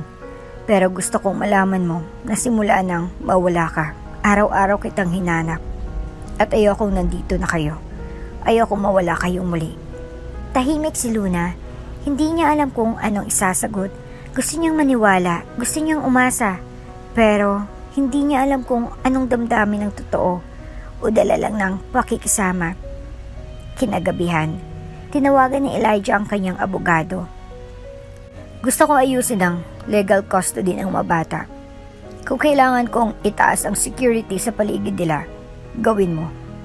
Wala nang pwedeng manakit sa kanila, gaya ng ginawa noon kay Luna. Yes, sir. I'll arrange everything. Matapos ang tawag, pinuksan ni Elijah ang laptop at nag-type ng email. To Curtis Enterprises Board. Subject: Indefinite leave of absence. I'm taking time off. Family first. Bumalik siya sa bintana ng silid niya at muling tinanaw ang guest house. Doon niya nakita si Luna nakaupo sa labas. Pinapaypayan ng mga batang mahimbing na natutulog. Hindi niya mapigilan ang sarili. Sa gitna ng dami ng alaala, luha at sakit na pinagdaanan nila noon, heto pa rin siya, tahimik na nahuhulog muli sa babaeng minsan niyang minahal. At patuloy pa rin niyang minamahal. Umaga pa lang ay may kaba na sa dibdib ni Elijah habang naglalakad siya paikot-ikot sa salas ng kanyang mansyon. Hawak niya ang kanyang cellphone. Palipat-lipat ng tingin sa orasan. Dumating na raw ang resulta mula sa klinik. Hinihintay na lang ang courier. Sa loob ng guest house, tahimik na nag-aalmusal ang triplets at si Luna. Tahimik siya habang pinagmamasdan ang mga anak. Laging masaya ang mga ito, pero may bahagi ng puso niya na hindi matahimik. Hindi dahil sa duda sa kanila, kundi dahil sa gulong dala ng mga pangyayari. Nanay? Yung juice po. Sabay abot ni Liana ng baso. Ngumiti si Luna. Salamat anak. Bigla may kumatok sa gate.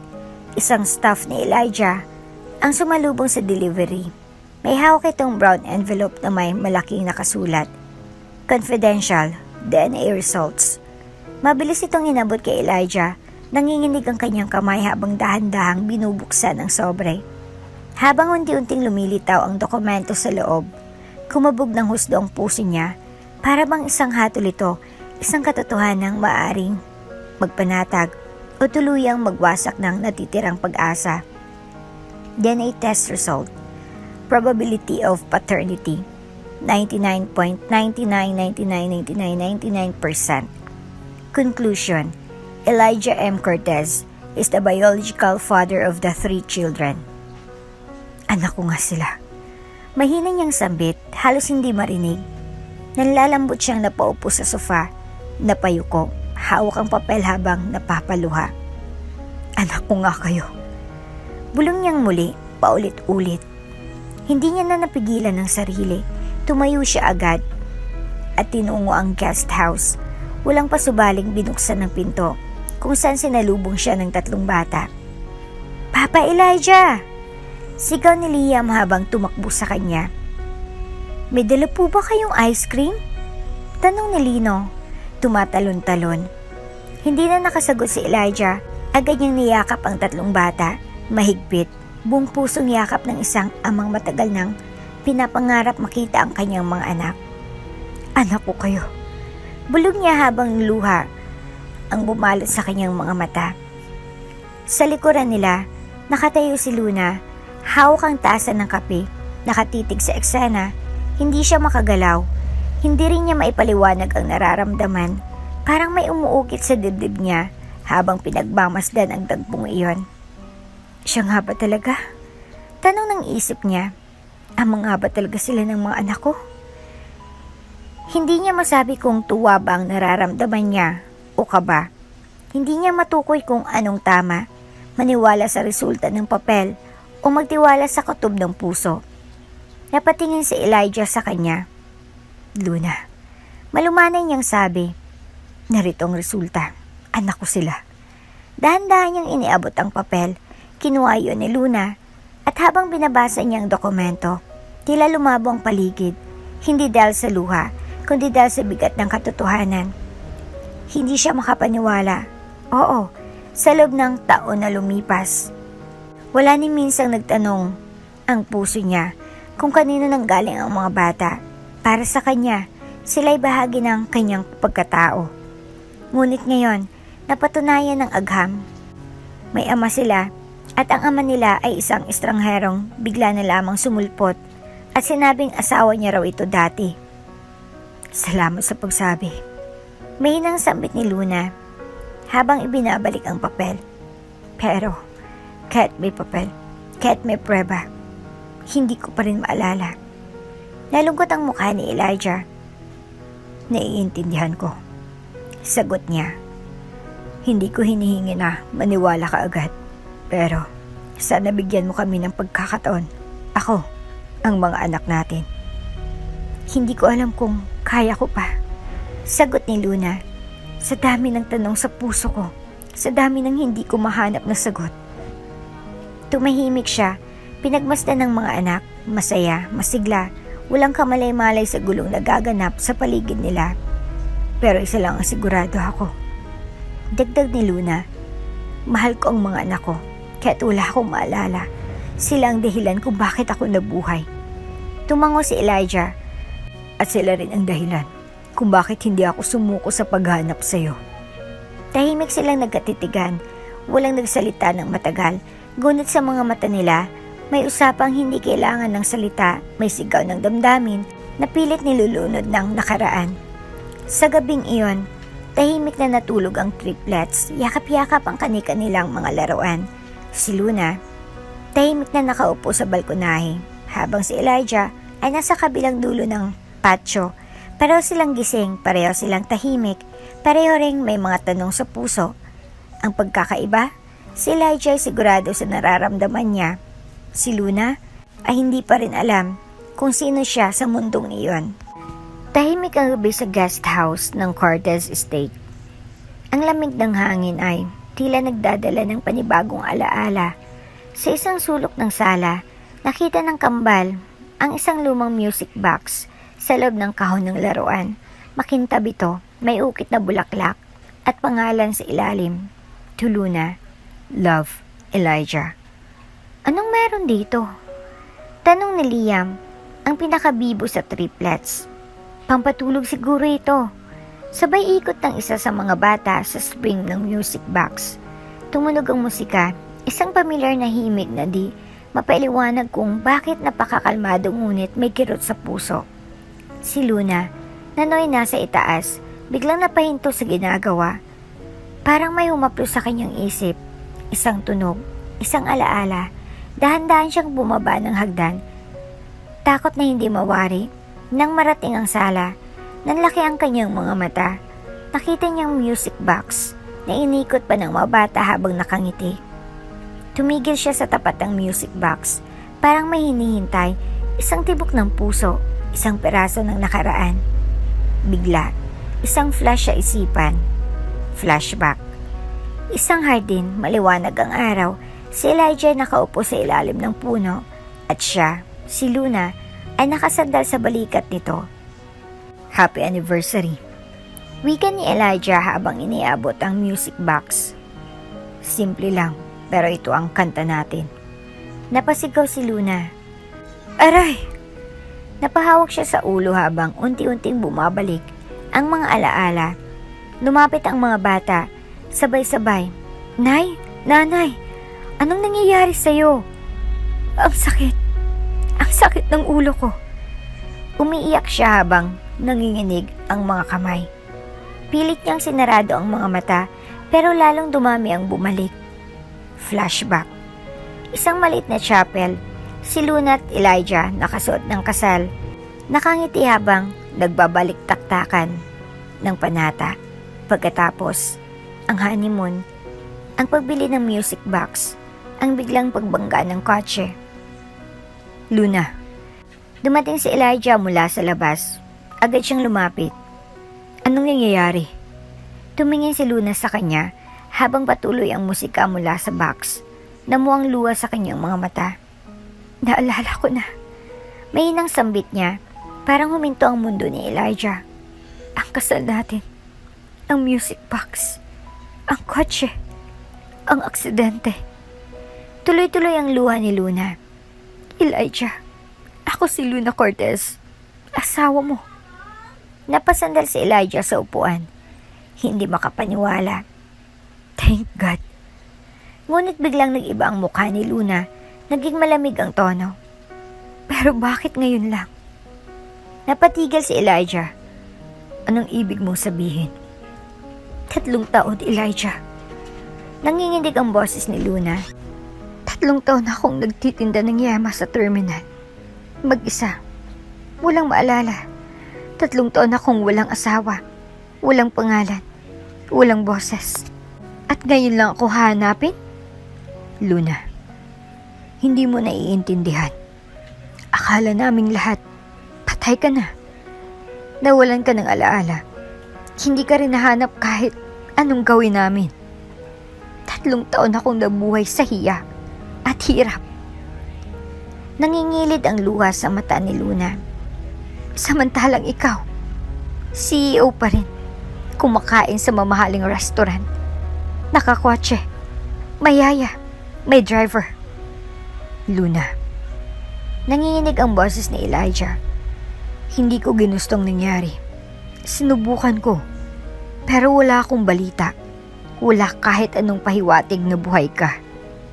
Tumingin si Luna sa mga anak nila. Tahimik na nakatayo, tila nararamdaman ang tensyon. Bakit ngayon mo lang kami binalikan? Hindi na sumagot si Elijah. Tinanggap niya lahat ng tanong, ng luha, ng sakit. Huminga na malalim si Luna.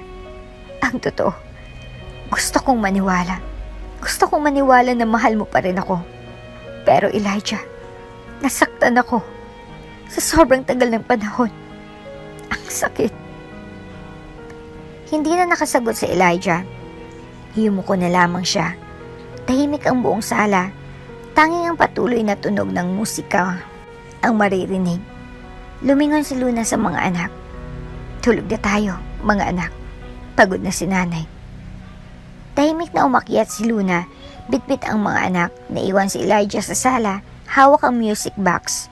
Tumigil ang musika. Pero nagsimula ang gulo sa puso ni Luna. Tahimik ang umaga sa mansyon ng Cortez. Pero ang puso ni Elijah ay di matahimik. Matapos ang pagbabalik ni Luna at ng triplets, isang bagay ang gumugulo sa isip niya. Bakit nga ba hindi niya nahanap agad si Luna? At kung buhay pala ito, bakit wala siyang narinig kahit anong balita? Sa guest house, abala si Luna sa pag-aasikaso ng triplets. Ngunit habang nililigpit ang malaruan, natapunan niya ng tingin ang music box na pinatugtog kagabi.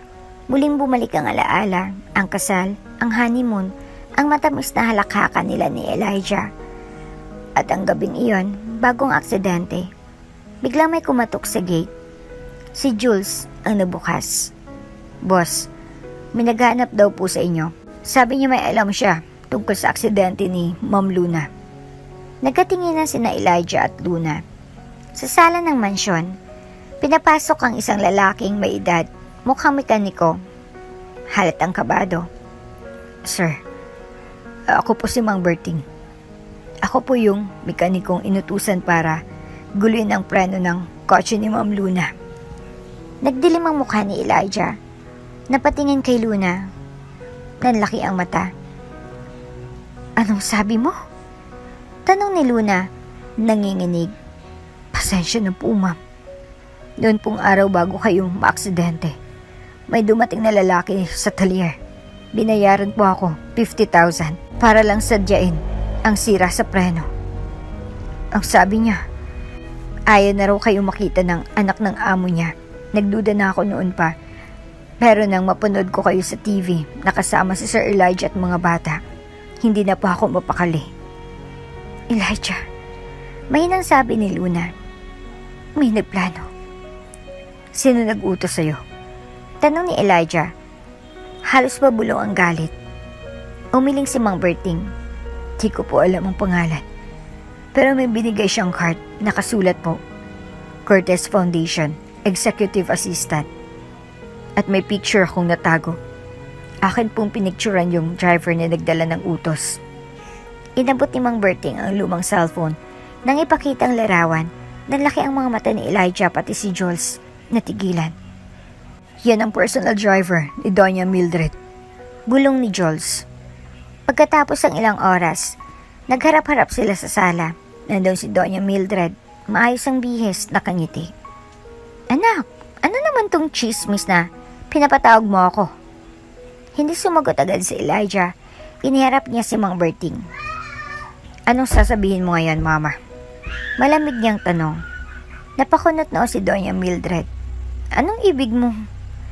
Siyang mekanikong inutusan ng tauhan mo para sadyain ang aksidente ni Luna. Sigaw ni Elijah. At itong ebidensya. Sabay pakita ng cellphone. Biglang namutla si Doña Mildred. Mama, siyang pinatay mo. Hindi lang ang asawa ko, kundi ang ina ng mga anak ko. Hindi ko siya pinatay. Sigaw ng matanda. Gusto ko lang siyang mawala. Pansamantala. Hindi ko alam na. Naputo lang salita niya nang biglang magsalita si Luna. Umiiyak pero matatag. Pansamantala? Nawala ako sa pamilya ko ng 5 taon. 5 taon kong pinalaki ang mga anak ko sa terminal. Walang yaman. Walang pangalan. Habang ikaw, mamahingat nakaupo sa mansyon na to, ako halos di makakain. Kinuha ko lang to dahil sa'yo. Tugon ni Doña Mildred. Ayokong pangalan natin ay madungisan sa babaeng walang pinanggalingan. Tumayo si Elijah.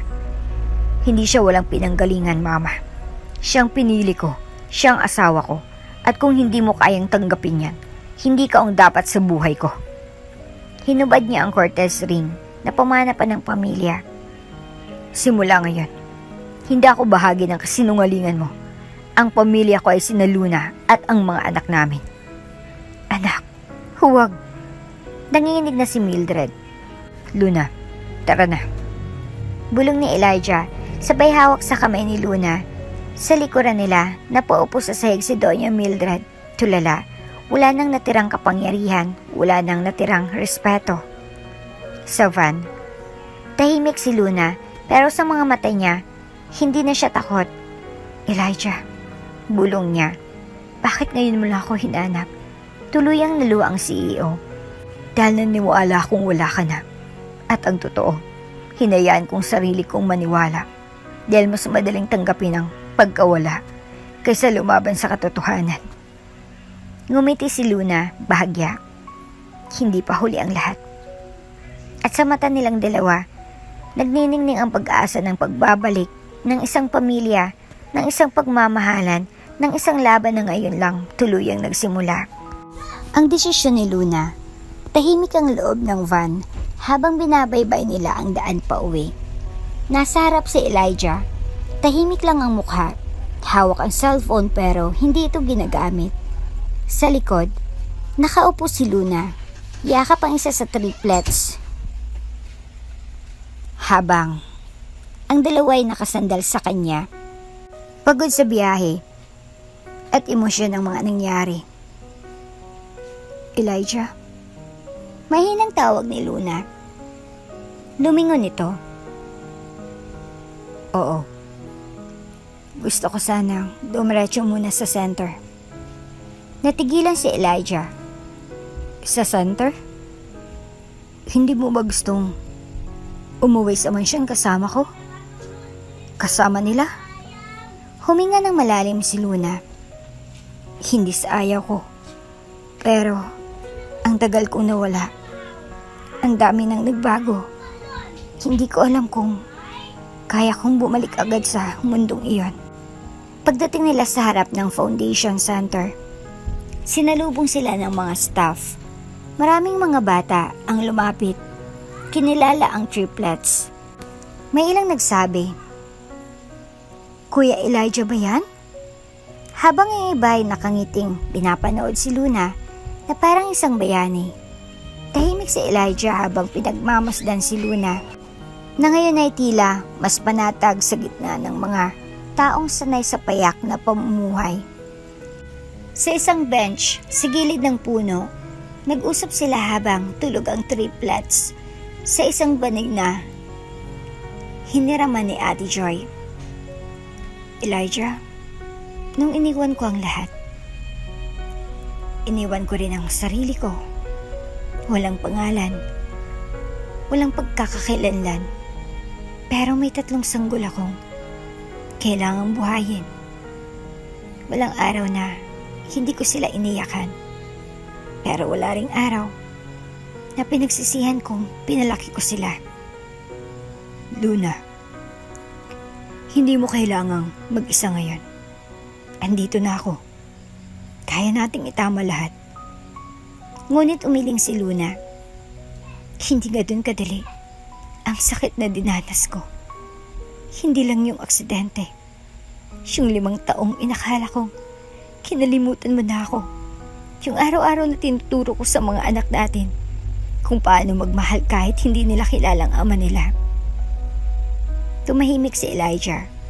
Wala siyang maisagot. Alam niyang totoo ang bawat salitang binibitawan ni Luna. Hindi ako tumatanggi, Elijah. Pero gusto kong gawin ito ng tama. Gusto kong makilala ka muli. Hindi bilang CEO ng Cortez Group, kundi bilang ama ng mga anak ko. Gusto kong marinig kung paano ka magkwento sa kanila bago matulog. Kung paano ka mag-alaga kapag may lagnat sila. Hindi yung bigla na lang tayong buo para lang sabihing ayos na lahat. Napatingin si Elijah sa triplets na mahimbing pa rin. Lumuha siya, pero hindi dahil sa galit, kundi sa respeto. Kung yan ang kailangan mo, ibibigay ko, Luna. Hindi dahil natatakot akong mawala ka ulit, kundi dahil gusto kong mapatunayan sa iyo na karapat-dapat akong tawaging ama. Kinabukasan, tinulungan ni Elijah ang mga bata sa loob ng center. Siya mismong nagbitbit ng gatas, naghatid ng mga bagong kumot, at nakipaglaro sa mga batang madalas ay tinataboy ng lipunan. Ang mga empleyado ng Cortez Foundation ay laking gulat. Ang CEO nila naglilinis ng kalat sa paligid habang may batang karga. Sa isang sulok, pinanood siya ni Luna. Napangiti siya, hindi dahil sa ginagawa ni Elijah, kundi sa pagbabago sa puso nito. Nang dumating ang gabi, pumesto ang triplet sa kama ng center. Isang batang tumakbo papunta kay Elijah. Kuya Elijah, kwento ka naman bago kami matulog. Tumingin si Elijah kay Luna. Tumango ito. Umupo si Elijah sa gitna ng banig at nagsimulang magkwento ng 3 prinsipe ng araw. Habang nagsasalita siya, nakita ni Luna na sumisilip ang liwanag ng dating pagmamahal na minsang nawala. Hindi pa man sila pamilyang buo sa mata ng mundo, pero sa gabing iyon, para bang unti-unti na silang binubuo muli ng tadhana sa paraang mas totoo, mas payapa. Tahimik ang gabi sa isang maliit na baryo sa Batangas. Hindi mo iisiping minsang naging laman ng pahayagan ang lalaking tahimik ngayong nakaupo sa bangkito sa labas ng bahay. Suot ang simpleng puting kamiseta at shorts, nakapaa, habang pinagmamasdan ang mga anak na naglalaro sa ilalim ng punong mangga. Elijah, anak, eto ng tinola. Ani Aling Luring, ang matandang kapitbahay na nagboluntaryong tumulong mag-alaga sa triplets habang abala si Luna sa kariton ng yema. Salamat po, Nay Luring. Sagot niya habang nakangiti. Isa na namang araw na puno ng sigla at kapayapaan. Simple pero totoo. Matagal niya nang iniwan ng marangyang opisina, ang boardroom at ang mga shareholders matapos ang lahat ng nangyari. Ang pagbabalik ni Luna, ang pagkakatuklas ng katotohanan at ang muling pagtama ng direksyon ng kanyang puso. Napagdesisyonan niyang talikuran ang trono ng Cortez Enterprises. Hindi na ako CEO. Ani Elijah noon sa press conference. Mas pinili ko maging ama at asawa kung papayag siya muli. Nagulat ang buong bansa, headlines sa mga business news, trending sa social media at pinag-uusapan sa mga boardroom meetings, pero wala siyang pakialam. Sa kanya, sapat nang makitang triplets na masayang naglalaro at si Luna na muling ngumiti kahit hindi pa lubusang naayos ang sugat ng nakaraan. Papa, gusto ko po ng yama. Sigaw ni Liam habang tumatakbo palapit sa kanya. Oh, isa lang ha? Pabirong sagot ni Elijah habang inabot ang paborito nilang paninda na ngayon ay parang simbolo ng pagbangon at pag-asa. Si Luna, sa kabilang banda, ay natutong magtiwala muli. Hindi pa man niya muling natanggap si Elijah bilang asawa, unti-unti namang binubuksan ng kanyang puso ang posibilidad. Nandun siya ngayon sa maliit na kusina, tinuturoang maghulma ng yema sina Liam at Linon. Habang si Leia ay nakapwesto sa labas, tagdasigaw ng, "Yema po, mainit-init pa." Alam mo, Luna, bulong ni Elijah, isang gabi habang nag-uusap sila sa ilalim ng mga bituin. Ito ang pinakamasarap na buhay na naranasan ko. Walang board meeting, walang limelight, pero punong-puno ng tunay na dahilan. Napayo ko si Luna. Nagbago ka na nga talaga. Dahil ikaw ang dahilan. Tahimik silang nagkatitigan. Wala pang katiyakan ang sagot ni Luna, pero sa kanyang mga mata, may liwanag ng unti-unting bumabalik. Hindi man siya agad-agad tumango. Hindi rin siya umalis. At para kay Elijah, sapat na muna iyon. Habang lumilipas ang mga linggo, natuto siyang magsaka. Kasamang mga lokal, gumawa siya ng maliit na fish pond, nagtanim ng gulay, at sumali sa kooperatiba. Hindi niya kailangan ipaalam sa mga tao kung sino siya. Para sa kanila, isa lang siyang ama na mahal ang kanyang mga anak at may babaeng patuloy niyang hinihintay. Sa ibang bonding moment, habang sabay silang nanonood ng sunset sa likod ng bahay, sumandal si Liam sa balikat ni Luna. Mama, bakit hindi pa kayo kasal ulit ni Papa? Nagkatinginan sina Luna at Elijah. Hindi lahat ng kasal, anak. Kailangang madaliin. Sagot ni Luna, banayad ang tinig. Minsan, mas maganda kung buo muna ang tiwala at puso bago muling magsumpaan. Pero mahal mo pa si Papa, di ba? Tahimik si Luna, ngunit sa likod ng kanyang titig kay Elijah, sapat na ang sagot, oo, mahal pa rin. Kinabukasan, habang nagwawalis sa harap ng bahay, may dumating na sulat. Galing sa lungsod, isang imbitasyon mula sa Cortez Enterprises. Elijah, bumalik ka na. Kailangan ka ng kumpanya. Pero hindi na siya nagdalawang isip. Hindi na ako babalik. Mas importante yung pamilya ko ngayon. At sa mismong araw ding iyon, inilibing niya ang lumang necktie niya sa tabi ng halamanan. Isang simbolo ng kanyang pagtalikod sa dating buhay. Gabi-gabi, kasabay ng mga kwentuhan, tawanan at dasal ng triplets, unti-unti ring nabubuo muli ang pamilyang minsan ay winasak ng kasinungalingan, inggit at kapangyarihan. At sa puso ni Luna, habang pinagmamasdan ang dating CEO na ngayon ay natututong maghugas ng pinggan, magbuhat ng kahoy at magtimpla ng gatas ng anak, nararamdaman niyang baka oras na nga para bumuo muli.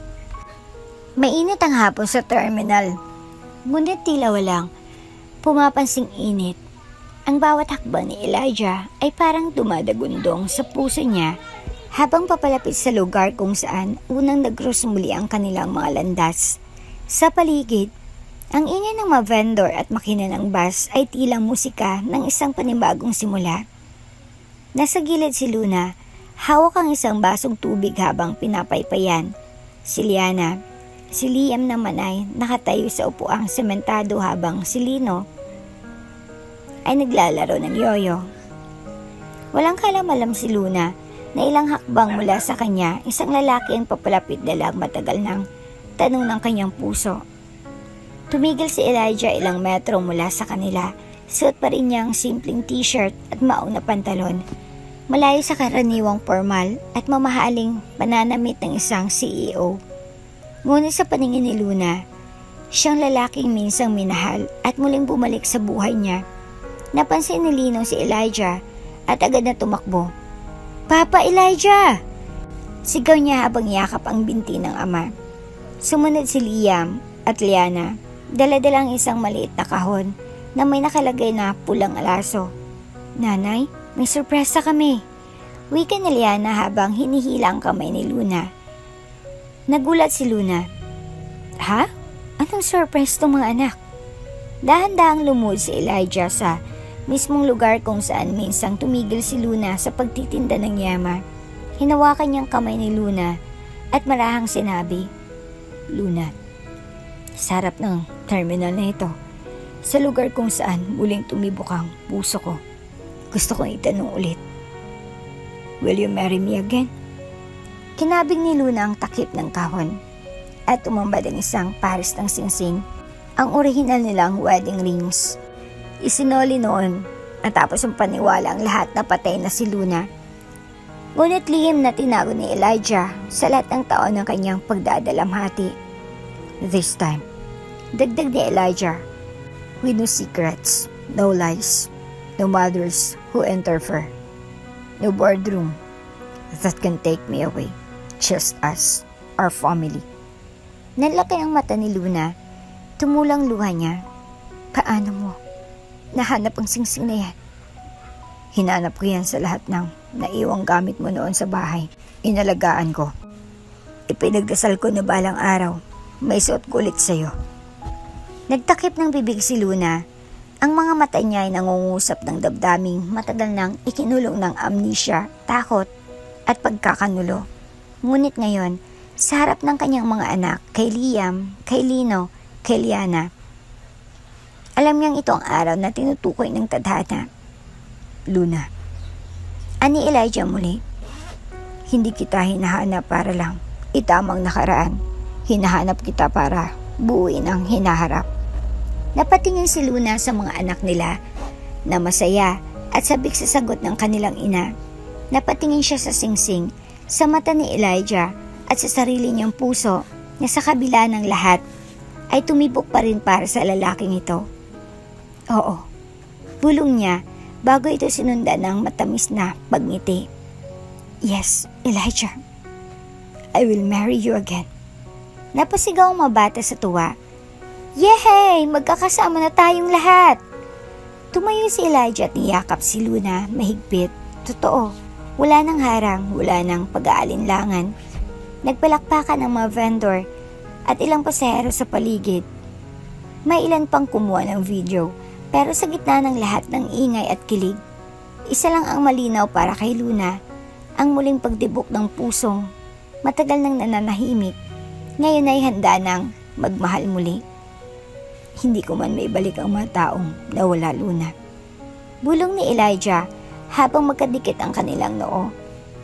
Pero kaya kong buuin ang natitira pa nating buhay. Sumagot si Luna sa parehong tono. At kasama ng mga anak natin, buo na tayo ulit. At sa mismong terminal kung saan siya minsang ininsulto bilang babaeng nagtitinda ng yama, ngayon ay naroon siya, yakap ng lalaking minahal niya, tinatawag na muli bilang asawa. Prep the jet. Bring them home. Iyan ang mga salitang binitaw ni Elijah Cortez nang makita niyang nagtitinda ng yama sa terminalang babaeng minahal niya noon, si Luna, pitpit ang kanilang 3 anak, sina Liam, Lino at Liana. Ngayon makalipas ang ilang linggo, handa na silang bumalik hindi lang sa mansyong kundi sa bagong simula. Isang buhay na puno ng pagmamahal, pagkilom at paninindigan bilang isang buo at tunay na pamilya. Sa private jet ng Cortez ay muling bumalik sa ere. Ngunit sa pagkakataong ito, hindi para sa isang business trip o state visit, kundi para sunduin ang mga piraso ng pusong minsang nagkalas at muling pinagtagpo ng tadhana. Sa loob ng jet, tahimik si Luna habang nakatanaw sa ulap. Hawak niya ang kamay ni Elijah na nakaupo sa tabi niya sa kabilang side ng cabin. Ang triplets ay ablang-abala sa panonood sa labas ng bintana. Ang taas natin, Papa!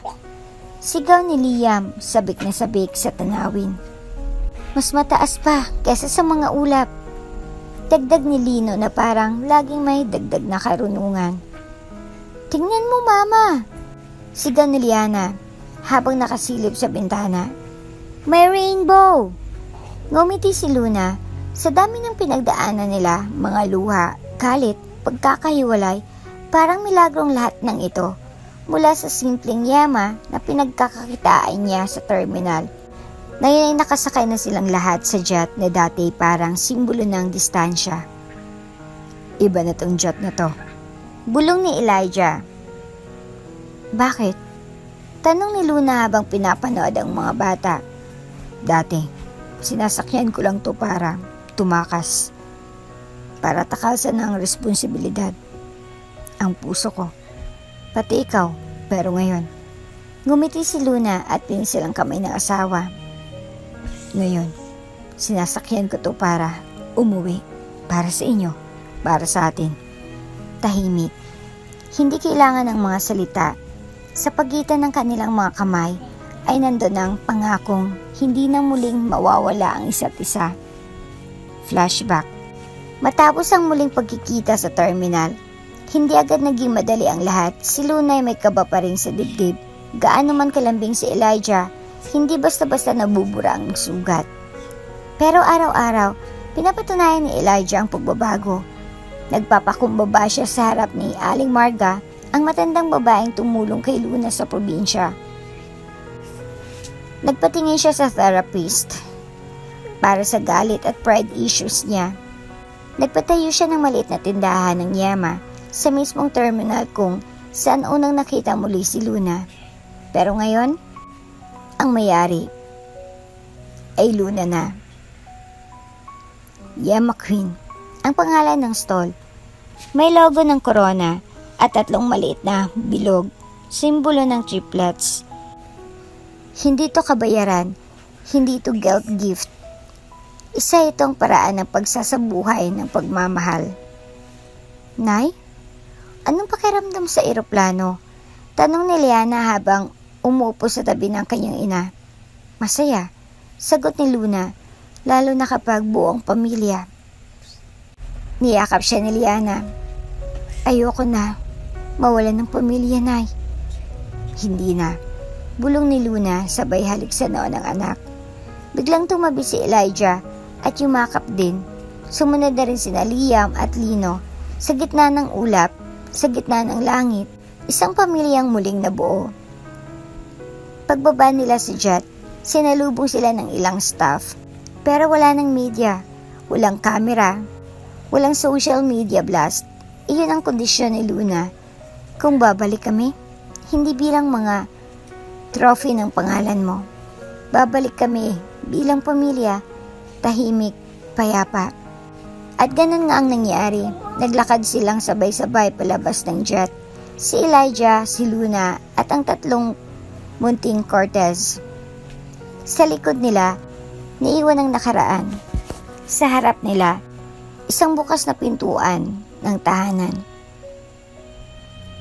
Gusto ko dito. Wika ni Liam habang inaayos ang mga damit. Sa bagong cabinet niya, may sarili na tayong kama. Dagdag ni Lino. Ayoko nang umalis dito. Sabi ni Liana habang inaayos ang stuffed toy niyang si Bunny. Wala na tayong aalisan. Sagot ni Luna mula sa pintuan. Dito na tayo, buo na tayo. Tahimik ang gabi, nakatanaw si Elijah sa buwan habang hawak ang isang tasa ng kape. Lumapit si Luna, bitbit ang kutson ng mga bata. Matutulog sila sa kwarto, hindi na sa iisang banig gaya dati.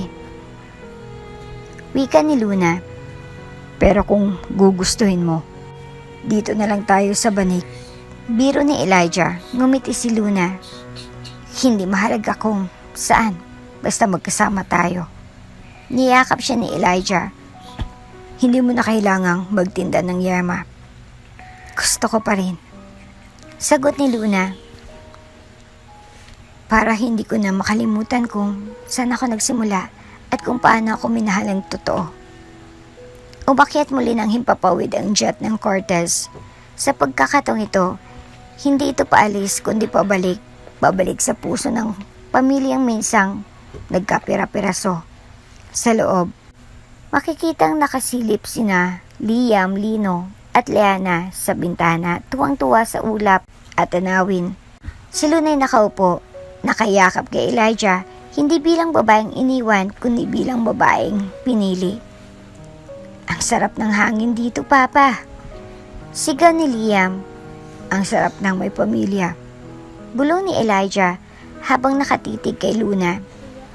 At doon, sa ulap ng langit, sa taas ng mundo, ang kanilang kwento ay nagsimula muli. Hindi na may luha, kundi may halakhak at yakap. Mula sa yema sa terminal, ngayon ay pag-ibig na ang bumalot sa kanilang mundo. At dito na nga po nagtatapos ang ating kwento. Hanggang sa muli. Bago ka pa lang sa channel neto, ibang kwento ni Ate Jane, istorya mo, ikwento ko. Huwag kalimutang pindutin ang notification bell at subscribe button.